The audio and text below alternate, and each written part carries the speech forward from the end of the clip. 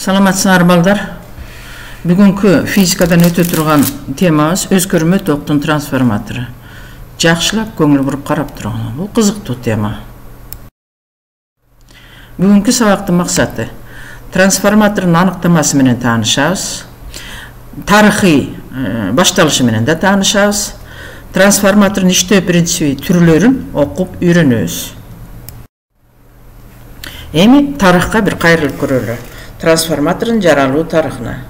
Өзгөрмө токтун чыңалуусун өзгөртүп түзүүчү түзүлүш трансформатор деп аталат.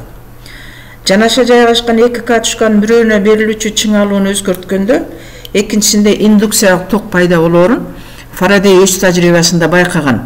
Бирок бул кубулуш канча маани берген эмес.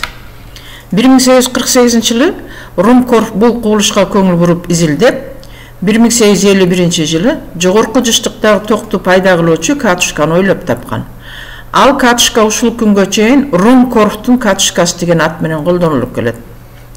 1882 жылы инженер Голяр жана америкалык физик Гибс азыркы трансформатордун алгачкы моделин түзүшкөн. 1884 жылы туюк өзөкчөсү бар трансформаторду Англиялык бир туугандар Джонс жана Эдвард Гопкинстер ойлоп тапкан. 1889 жылы Доливо Добровольский азыркы 3 фазалуу трансформаторду ойлоп тапкан. Эми трансформатордун түзүлүшү менен таанышабыз балдар. Жөнөкөй трансформатор эки жагына эки катышка кийгизилген туюк болот өзөкчөдөн турат. Биринчи катышка өзгөрмө токтун булагына туташтырылып, катышканын айланасында өзгөрмө магниттик талааны пайда кылат. Ал талаа туюк өзөкчө аркылуу экинчи катышкага өтүп, индукциялык токту пайда кылат. Ал эми экинчи катышка болсо, керектөөчүгө туташтырылат. Биринчи катышкада оромдун саны N1, экинчи катышкада ал аркылуу өткөн өзгөрмө токтун чыңалуусун U1, экинчи катышкада оромдордун саны N2, анда пайда болгон индукциялык токтун чыңалуусун U2 деп белгилейбиз.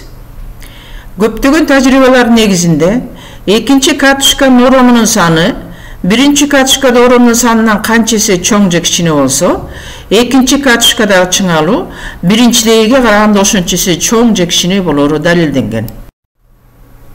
Мына балдар бет алдыңарда катышканын моделинин сүрөтү. Катышка мына туюк болот өзөкчөдөн жасалат, төрт бурчтук түрүндө, ага эки оромдору бар катышка кийгизилет. Биринчи катышка ток булагына туташтырылат, өзгөрмө ток булагына, ал эми экинчи катышка болсо керектөөчүгө туташтырылат. Ана мына ошол катышканын түзүлүшүнүн схемасы көрүп атасыңар.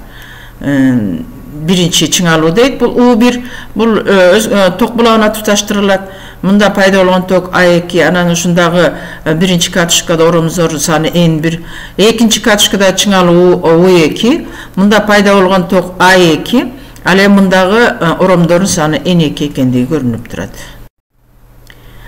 Көптөгөн тажрыйбалардын негизинде экинчи катышканын оромунун саны биринчи катышкада оромдун санынан канча эсе чоң же кичине болсо, экинчи катышкада чыңалуу биринчидегиге караганда ошончо эсе чоң же кичине болоорун азыр эле айтып өттүк. Ушул далилдөөнүн формула түрүндө жазылышы мына U1 бөлүнгөн U2 барабар N1 бөлүнгөн N2 барабар K. K бул трансформациялоо коэффициенти деп аталат. K'ны табыш үчүн карагыла. Же чыңалууларды бөлөбүз, же болбосо оромдордун санын бөлөт экенбиз. Эгерде N1 чоң N2, башкача айтканда биринчи катышкада оромдун саны көп болсо, анда K1ден чоң болуп, бул азайтуучу трансформатор деп аталат дагы, биринчи катышкада чыңалуу аз болот дагы, экинчи катышкада чыңалуу көбүрөөк болот. Эгерде биринчи катышкада оромдун саны экинчи катышкада оромдун санынан аз болсо, анда K1ден чоң болуп, кичине болуп, чоңойтуучу трансформатор деп аталат дагы, экинчи катышкадагы чыңалуу эмне болот экен балдар? Көбүрөөк болуп калып атат. Чыңалуу чоңоюп атат. Трансформатор кайда колдонулат балдар?